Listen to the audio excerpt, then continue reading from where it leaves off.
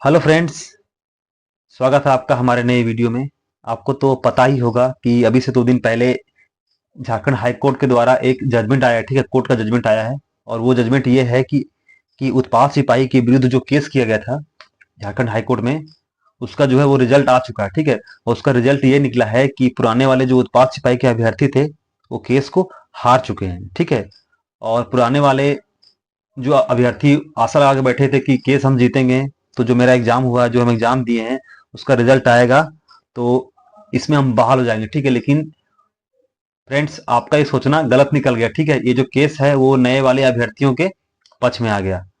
ठीक है, आप देख सकते हैं केस का जो रिजल्ट आया है, स्टेटस केस का ये है। 4 अक्टूबर को इसका रिजल्ट आया। केस को डिस्पोज कर दिया गया, यानी केस को खत्म कर दिया गया। ठीक है, केस को बंद कर दिया गया है। अब इस पर कोई फैसला नहीं आएगा, कोई भी तारीख नहीं आएगा। ठीक है फ्रेंड्स, देखिए इसका जो केस किया गया था वो 25/12/2021 को केस किया गया था। 5 साल तारीख पर तारीख, तारीख पर तारीख पढ़ते पढ़ते पढ़ते पढ़ते लास्ट में इसका जो जजमेंट वो आ गया है और फाइनली इस केस को क्लोज कर दिया गया है। ठीक है, और ये जो फैसला है वो नए वाले अभ्यर्थियों के पक्ष में आ गया है।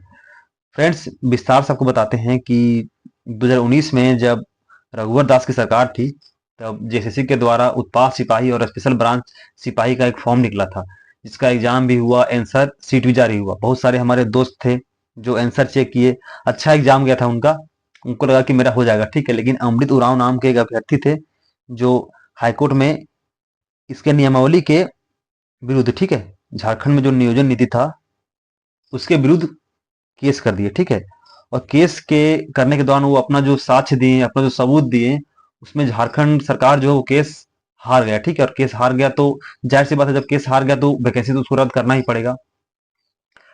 और उस समय से ये जो वैकेंसी है वो उस पर स्टे लगा हुआ था।